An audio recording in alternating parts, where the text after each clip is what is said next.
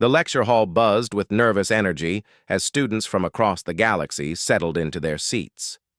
Crystalline beings from Xerion clinked softly as they moved, while the fur-covered Malthari rustled in their specially designed chairs. In the center of it all sat Zara 9, a young Andromedian with pale blue skin and large, curious eyes that seemed to absorb everything around her. Today's lesson was one that every galactic citizen learned, yet few truly understood. Professor Keth, a distinguished Voltarian with 4 arms and a reputation for stern teaching, activated the holographic display at the front of the room. Images of various planets appeared, rotating slowly in the artificial light. Class, today we discuss the forbidden zones of our galaxy, Professor Keth announced, his voice carrying the weight of authority.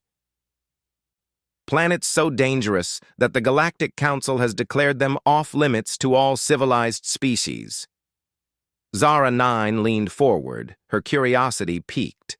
She had heard whispers about these places, but never the full truth. The other students shifted uncomfortably, some already knowing what was coming. The hologram changed, showing a small blue and green planet orbiting a yellow star. It looked peaceful, even beautiful, with swirling white clouds and vast oceans. Yet the moment it appeared, the entire classroom fell silent. Even the usually chatty plexiglass beings stopped their constant humming. "This," Professor Keth said, pointing at the planet with one of his 4 hands, "is Earth, home to the most dangerous species our galaxy has ever encountered." A Malthari student raised a furry paw. "Professor, it looks so harmless. What makes it dangerous?" Professor Keth's expression grew grave.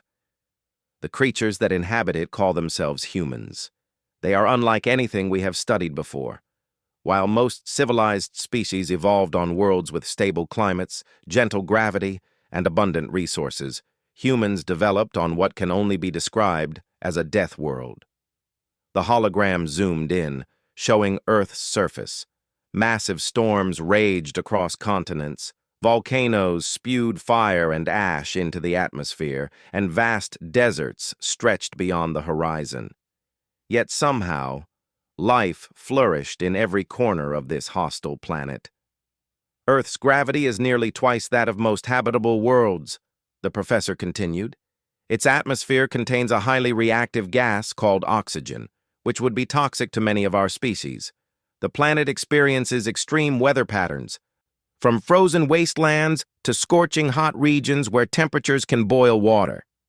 Zara 9 watched in fascination as the images showed massive storms with winds that could tear buildings apart, earthquakes that split the ground open, and floods that covered entire regions. Yet in every scene, she noticed something remarkable. Small figures moved through these disasters, helping each other, rebuilding, surviving.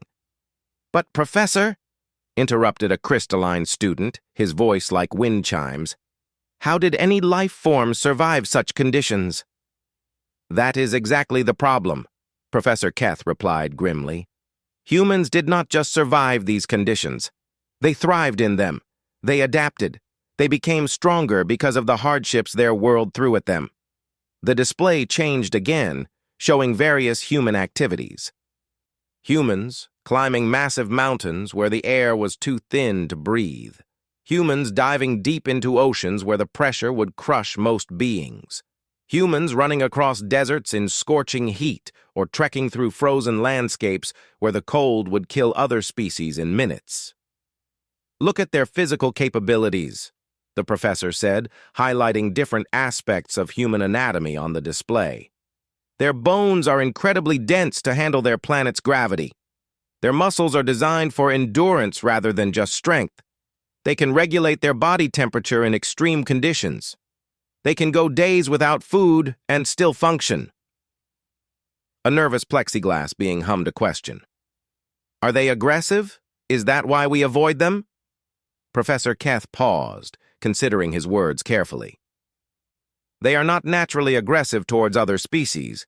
In fact, our few recorded encounters suggest they can be quite cooperative. But their potential for violence is Unprecedented. The hologram showed scenes from human history. Wars fought with primitive weapons, then more advanced ones, then weapons that could destroy entire cities. But it also showed humans working together, building magnificent structures, exploring their world's most dangerous places just to see what was there. They are persistence hunters, the professor explained. On their world, they would track prey for days, never stopping, never giving up. They could outlast creatures much faster and stronger than themselves simply by refusing to quit. This mentality extends to everything they do. Zara 9 found herself mesmerized by the images of humans. They seemed so similar to many galactic species, yet so different. They walked upright like her people, had 2 arms and 2 legs, but there was something in their eyes. Something that looked like determination mixed with curiosity. The most disturbing aspect, Professor Keth continued, is their pack bonding behavior. Humans form incredibly strong emotional attachments, not just to their own species, but to almost anything they encounter regularly. They will risk their lives to save complete strangers. They form bonds with their tools, their vehicles, even dangerous predators from their world. The display showed images of humans with various Earth animals. Large, powerful creatures with massive teeth and claws, yet somehow bonded with humans who cared for them like family members. This pack bonding extends to their loyalty, the professor added. A human will fight to the death to protect something they have formed an attachment to. They do not abandon their wounded. They do not retreat when their friends are in danger. This makes them unpredictable and, frankly, terrifying in conflict situations. A young Andromedian student, similar to Zara 9, raised her hand. Professor, have any humans ever left their planet? The room grew even quieter. Professor Keth's 4 arms tensed visibly. There are reports, unconfirmed sightings. The Galactic Council maintains strict monitoring of the Sol system where Earth is located. Any human vessel attempting to leave is to be reported immediately. But why? Zara 9 asked, before she could stop herself. If they are capable of cooperation, why not make contact? Professor Keth turned his attention to her, his expression serious. Because, young Andromedian, humans do not just survive their death world. They actively seek out danger. They explore, they push boundaries, they take risks that no rational being would consider. If they ever developed faster-than-light travel and spread across the galaxy? He left the sentence hanging, but the implication was clear. The other students shifted nervously in their seats. Their own legends speak of this tendency, the professor continued. They have stories about exploring dangerous places simply because they exist. They climb mountains because they are there. They explore the deepest parts of their oceans, the most hostile regions of their planet, even launch themselves into space in primitive vessels, knowing they might die. The hologram showed images of early human space exploration. Crude metal containers blasting off from Earth's surface, carrying humans into the unknown void of space with technology that seemed impossibly primitive compared to galactic standards. They call it curiosity, Professor Keth said, with what might have been admiration in his voice. But it is more than that. It is a compulsion to understand, to explore, to push beyond every limit they encounter. Zara 9 studied the images of humans more closely. In every picture, whether they were facing danger or working together, she saw something that resonated with her. These beings refused to be stopped by obstacles. They found ways around problems that would defeat other species. Professor, asked a crystalline student, what if humans develop faster-than-light travel on their own? The question hung in the air like a physical presence. Professor Keth's expression grew even more serious. That, he said slowly, is why the Galactic Council has protocols in place. Humans must never be allowed to spread beyond their solar system. They must be contained on their death world for the safety of all galactic civilization. But is that fair? Zara 9 found herself asking. To trap them on one planet just because they are different? The professor looked at her with what might have been surprise. Fair? Young Andromedian, fairness is not the primary concern when dealing with a species that could potentially destabilize our entire galactic order. Humans do not think like us. They do not value safety and stability the way civilized species do. They value growth, exploration, challenge.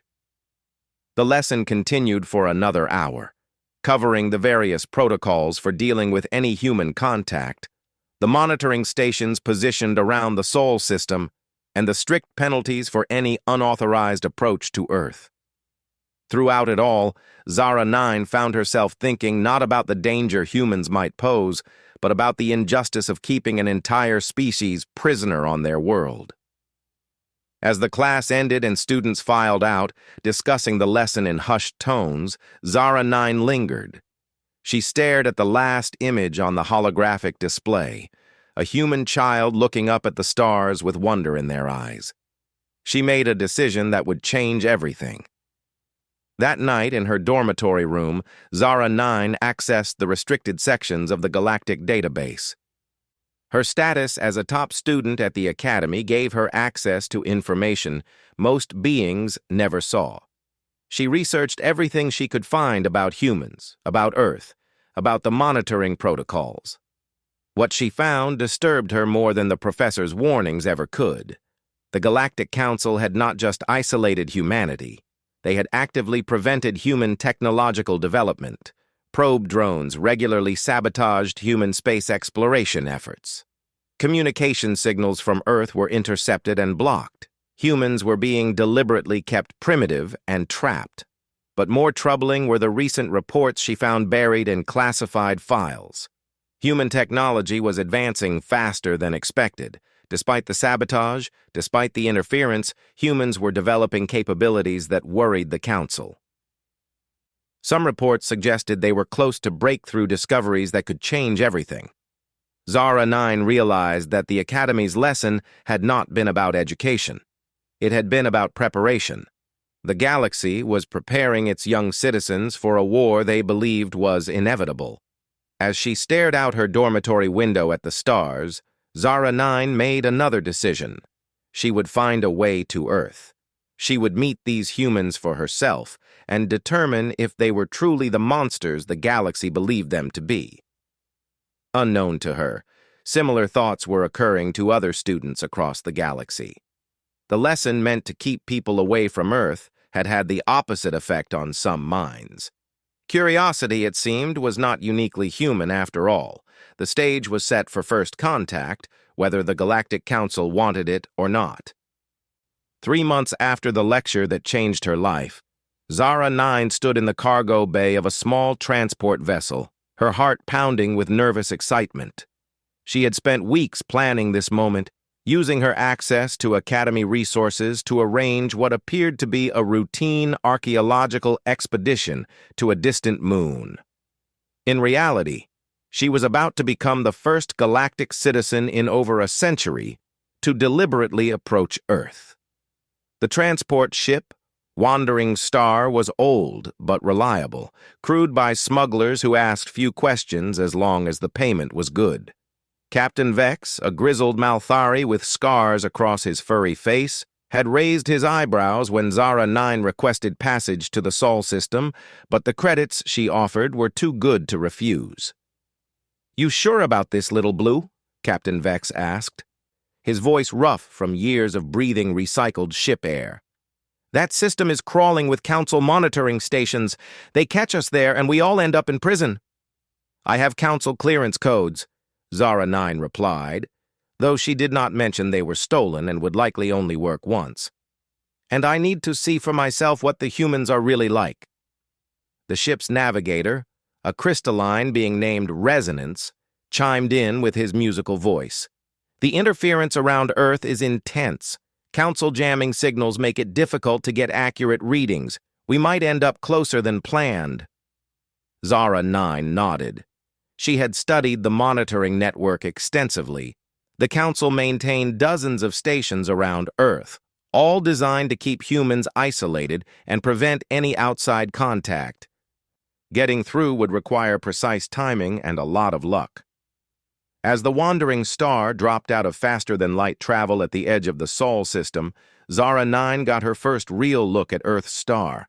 It seemed so ordinary, just another yellow star among billions.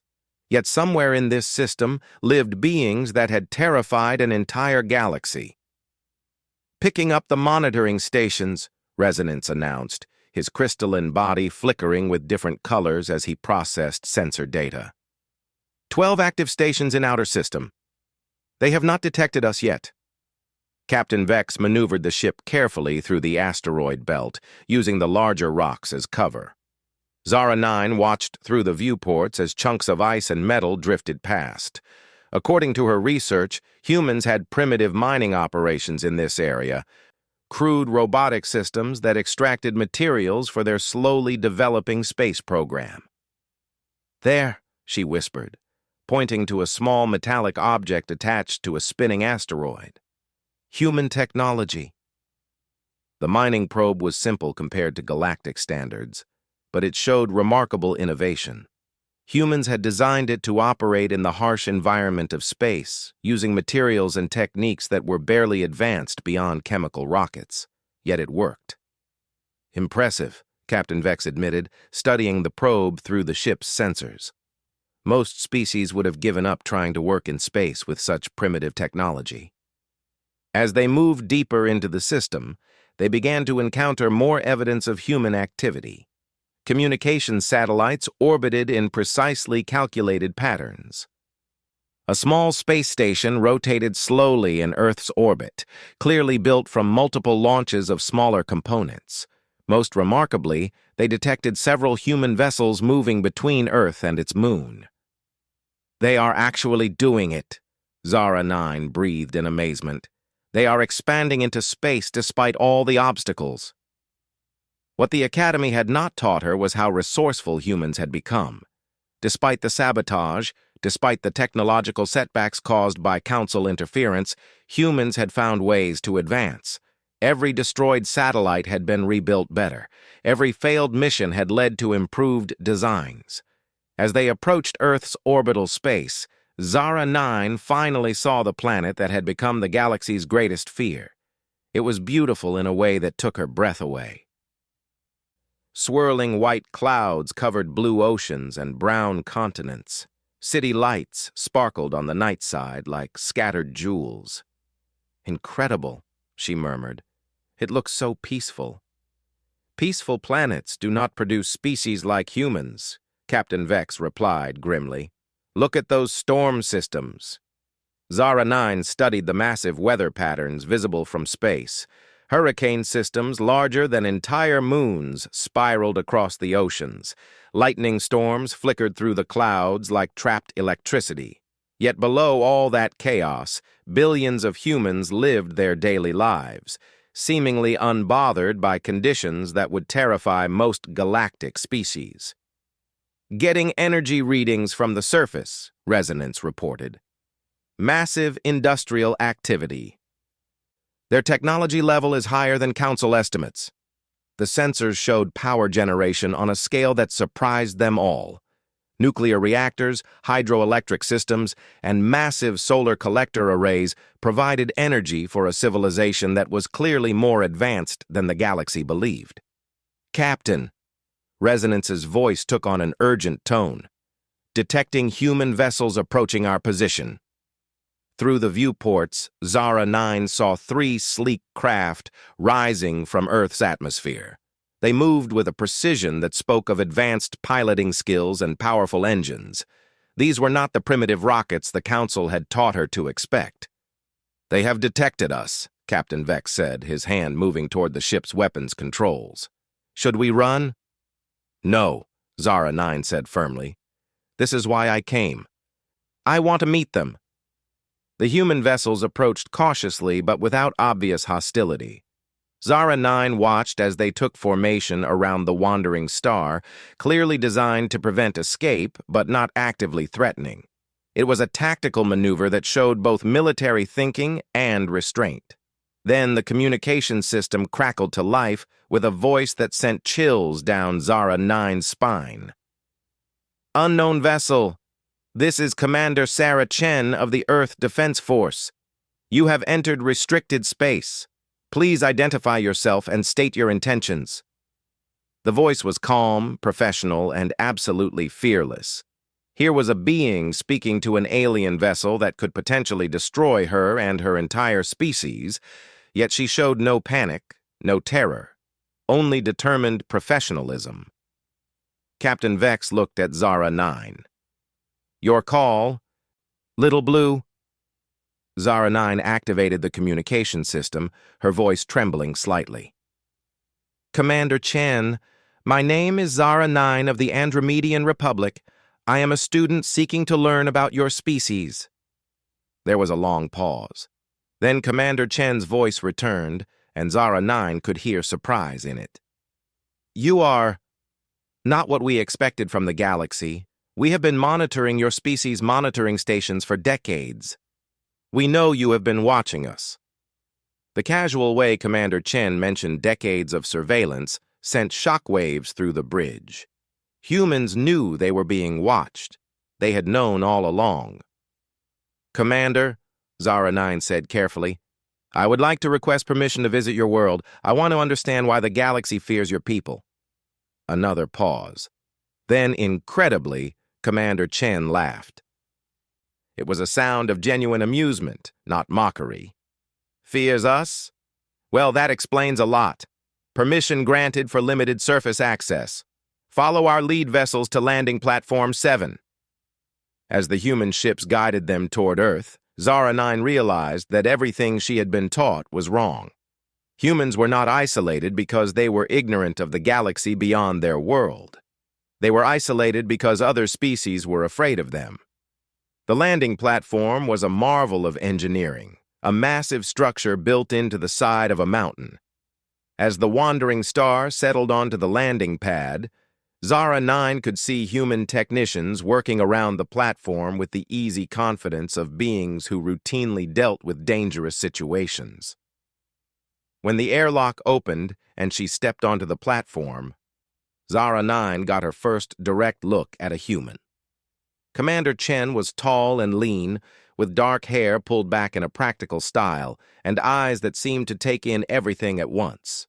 She moved with a fluid grace that spoke of someone accustomed to higher gravity and physical challenges. "Welcome to Earth," Commander Chen said, extending her hand in what Zara 9 recognized as a greeting gesture from her research. "Though I should warn you, our world might be a bit intense for someone from a standard galactic environment." Zara 9 took the offered hand, surprised by the strength of Commander Chen's grip and the calluses that spoke of someone who worked with her hands. "I want to understand," she said simply. Commander Chen smiled, and Zara 9 saw something in that expression that had been missing from every galactic face she had ever seen. It was hope mixed with determination, the look of someone who faced challenges not with resignation, but with eager anticipation. "Then let me show you why your galaxy should not fear us," Commander Chen said. "Let me show you why they should welcome us." Over the following days, Commander Chen took Zara 9 on a tour of human civilization that shattered every preconception she had held. They visited cities where millions of humans lived and worked together with a level of cooperation that impressed even someone from the supposedly advanced galactic civilization. They toured research facilities where humans pushed the boundaries of science with a fearless curiosity that amazed Zara 9. She watched human scientists conduct experiments that would terrify most galactic researchers, working with dangerous energies and unstable materials in their quest to understand the universe. They visited training facilities where humans prepared for the exploration of space. Zara 9 watched in awe as humans subjected themselves to crushing gravitational forces, extreme temperatures, and isolation chambers that would break most beings, all to prepare for journeys into the unknown. Why do you do this to yourselves? Zara 9 asked as they watched a group of humans training in a chamber that simulated the vacuum of space. Commander Chen looked thoughtful. Because space is dangerous, and we refuse to let danger stop us from exploring. We would rather prepare for the worst and be disappointed than be caught unprepared and fail. But it was the human approach to problems that truly amazed Zara 9. Where galactic species would form committees and spend years studying an issue, humans would simply try different solutions until something worked. They failed often, but they learned from every failure and kept trying. Your species' approach to progress is remarkable, Zara 9 told Commander Chen as they stood on an observation deck overlooking a massive construction project. Humans were building some kind of orbital launcher, a system designed to make space travel easier and more routine. We call it the human way, Commander Chen replied with pride. If something is worth doing, it is worth doing badly until you can do it well. Most problems can be solved with enough determination and willingness to learn from mistakes. On her final day on Earth, Commander Chen took Zara 9 to meet someone special. Dr. James Harrison was elderly by human standards, with white hair and eyes that sparkled with intelligence and humor. He had been one of the first humans to detect the Galactic Monitoring Network. We have known about your people for 60 years, Dr. Harrison explained, as they sat in his study surrounded by star charts and technical diagrams. We detected the monitoring stations, figured out the jamming patterns, even intercepted some of your communications.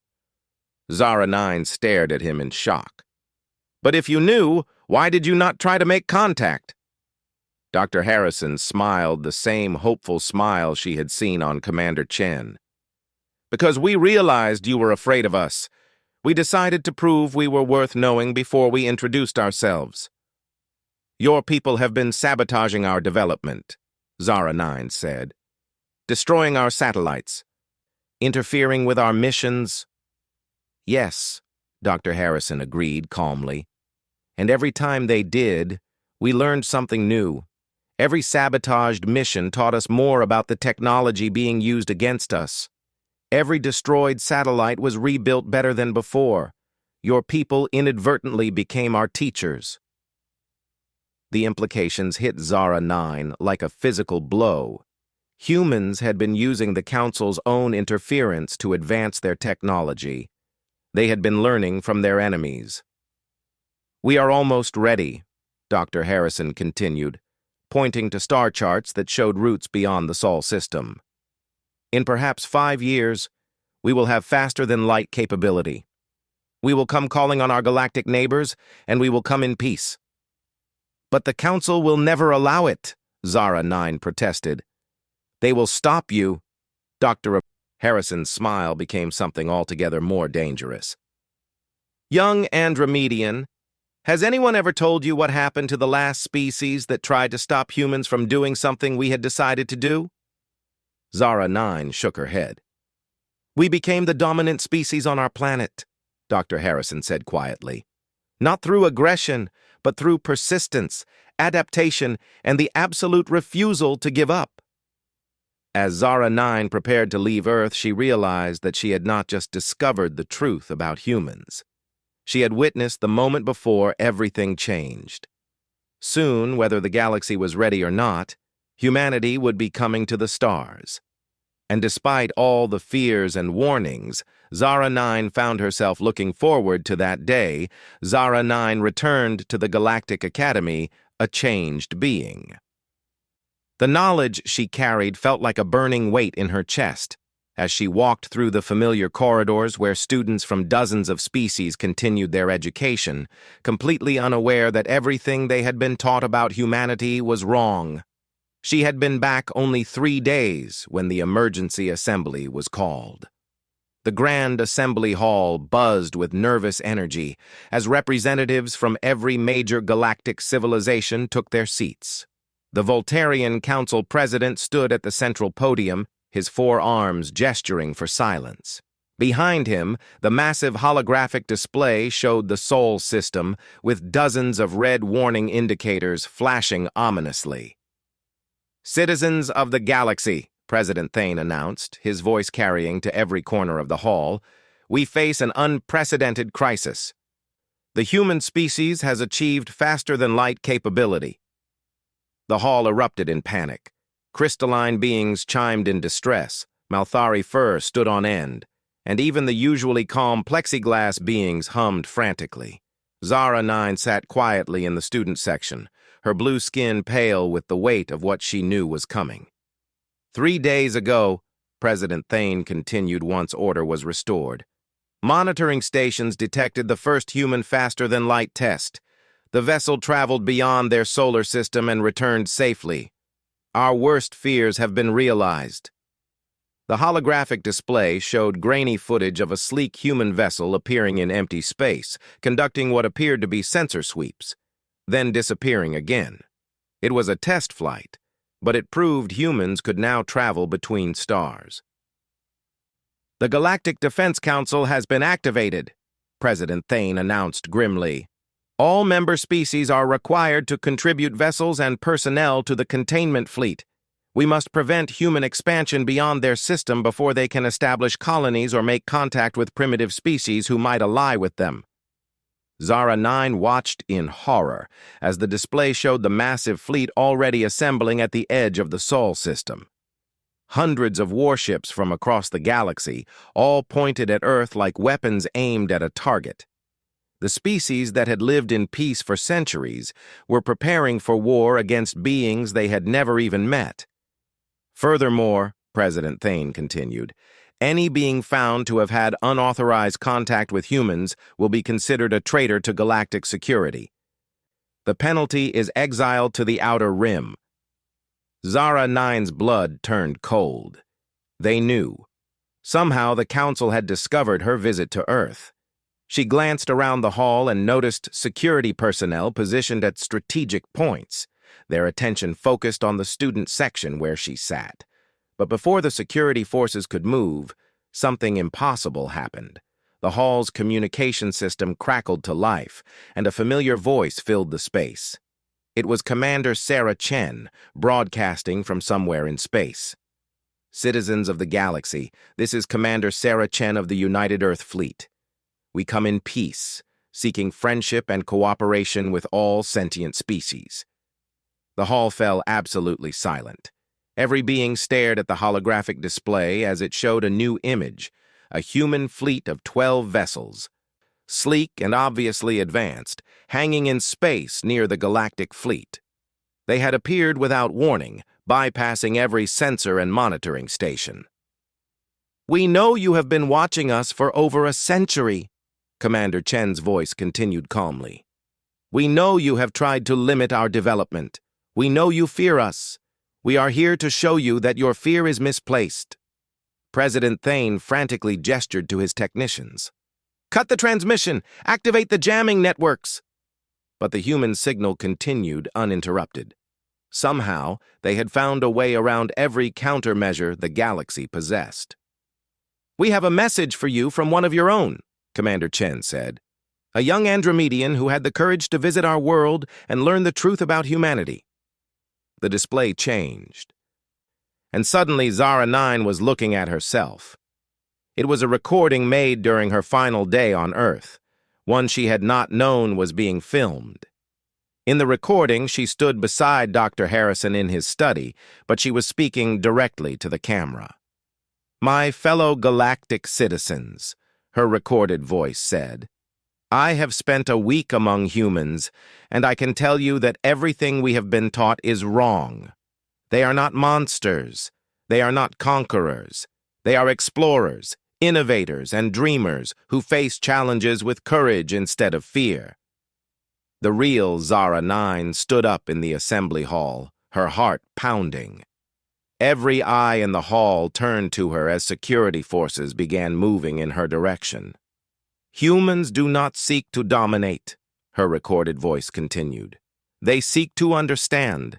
They do not destroy what is different from them. They embrace it, learn from it, and find ways to work together with it. President Thane pointed one of his arms at Zara 9. Arrest her! She is a traitor to galactic security! But before the security forces could reach her, Zara 9 activated her personal communicator and broadcast to the entire assembly. I stand by every word I said on Earth. We have made ourselves prisoners of our own fear. The hall erupted in chaos as some beings called for her arrest, while others demanded to hear more. In the confusion, Commander Chen's voice cut through the noise with an announcement that stunned everyone into silence. Citizens of the galaxy, humanity extends an invitation to any species that wishes to establish peaceful relations. We offer our friendship, our knowledge, and our partnership in exploring the universe together. Never, President Thane roared. The galactic fleet will destroy your ships before we allow you to spread your influence. There was a pause. When Commander Chen spoke again, there was something different in her voice. Something that made Zara 9 remember what Dr. Harrison had told her about what happened to the last species that tried to stop humans from doing something they had decided to do. President Thane, Commander Chen said with quiet authority, you are welcome to try. The holographic display switched to a tactical view of the space around the galactic fleet. What it showed sent waves of shock through the assembly. The 12 human vessels they could see were not alone. Dozens more ships appeared on sensors, having somehow remained hidden until that moment. They surrounded the galactic fleet completely, but more shocking was what happened next. The human ships did not power up weapons or take aggressive positions. Instead, they began broadcasting on all frequencies. Galactic Fleet, a new human voice said. This is Admiral Martinez of the United Earth Fleet. We have no desire for conflict. Our ships are equipped with defensive systems only. However, we have taken the liberty of disabling your weapons systems. Across the display, ship after ship in the Galactic Fleet reported the same thing. Their weapons were offline, disabled by some technology the humans had deployed without anyone noticing. How is that possible? President Thane demanded of his military advisors. Unknown, sir, came the reply. Our ships are undamaged, but every offensive system has been deactivated. They are completely helpless. Admiral Martinez's voice continued broadcasting. We have studied your technology for decades through your monitoring stations and sabotage attempts. We have learned to counter every system you possess. This demonstration is not a threat. It is a request for dialogue. In the assembly hall, the mood was shifting. Fear was giving way to amazement, and in some cases, admiration. These humans had outmaneuvered the entire galactic fleet without firing a single shot. We offer each of your species a choice, Commander Chen's voice returned to the broadcast. You can continue to live in fear of change and growth, isolated on your safe worlds with your safe technologies, or you can join us in pushing the boundaries of what is possible. The holographic display showed new images from Earth. Human cities that gleamed with technology beyond anything the galaxy had achieved. Humans working with artificial intelligences that seemed almost magical in their capabilities. Most remarkably, it showed humans preparing massive colony ships, vessels designed to carry thousands of people to new worlds. We are not coming to conquer, Commander Chen explained. We are going to explore. The galaxy is vast, with billions of systems that remain unexplored. There are wonders out there that we can only imagine. We invite you to discover them with us. Zara 9 watched as the mood in the assembly hall continued to shift. She could see curiosity replacing fear on many faces. The promise of exploration and discovery was appealing to species that had grown stagnant in their comfortable, safe civilizations. President Thane made one last desperate attempt to maintain control. Do not listen to them. They are trying to seduce you into lowering your defenses. Humans are dangerous. Yes, Admiral Martinez agreed calmly. Humans are dangerous. We are dangerous to stagnation. We are dangerous to fear. We are dangerous to any philosophy that says, this is good enough, or we should not try because we might fail. The display showed more scenes from Earth. Human children learning to walk in low-gravity chambers, preparing for life on different worlds. Human scientists working on terraforming technologies that could turn dead worlds into gardens. Human artists creating works of beauty that incorporated styles from across the galaxy based on the cultures they had studied through intercepted transmissions. "We have been alone for so long," Commander Chen said, and for the first time there was emotion in her voice. "We have watched your civilizations from afar and dreamed of the day we could meet you as friends. We have so much to learn from each other." The first break in galactic unity came from an unexpected source. Ambassador Resonance, the crystalline representative, stood up in the assembly hall. His body flickered with colors that indicated deep thought and decision. "The Crystalline Confederacy accepts humanity's invitation," he announced in his musical voice. "We have spent too long in fear of growth and change. Perhaps it is time to embrace the unknown." The statement triggered a cascade of similar announcements. The Malthari Federation, the Plexiglass Collective, even several Voltarian colonies broke ranks with their home government and announced their intention to establish relations with humanity. President Thane watched his authority crumble in real time. "You are all making a terrible mistake," he warned. "Humans will corrupt our galactic order. They will bring chaos and conflict." "Sir," came a voice from the galactic fleet, "the human vessels are withdrawing. They are returning to their space." "What? Why?" President Thane demanded. Admiral Martinez answered over the open channel. "Because we have accomplished what we came for. We have shown that we could threaten you but chose not to. We have offered friendship instead of conquest. And we have proven that the choice of how to respond is yours to make." The human fleet disappeared as quickly as it had arrived, leaving only a final message from Commander Chen. "To any species that wishes to join us in exploration, you know where to find us. To those who prefer the safety of isolation, we respect your choice and will not intrude upon your space. And to young Zara 9 of the Andromedian Republic, thank you for having the courage to see past your people's fears. You will always be welcome on Earth." In the aftermath of what historians would call the Great Revelation, the galaxy split into two camps. Some species clung to their old fears and maintained the isolation protocols, but many others chose a different path. Zara 9 was among the first to accept human transportation to their space. As her shuttle approached Earth for the second time, she saw something that filled her with wonder. Massive construction platforms orbited the planet, where humans and their new alien allies worked together to build the exploration vessels that would carry them to new worlds. The galaxy had been given a choice between fear and hope, between stagnation and growth, between the comfortable prison of safety and the dangerous freedom of exploration. Humanity had shown them what was possible when beings refused to be limited by fear. And to Zara 9's joy, much of the galaxy chose to be brave.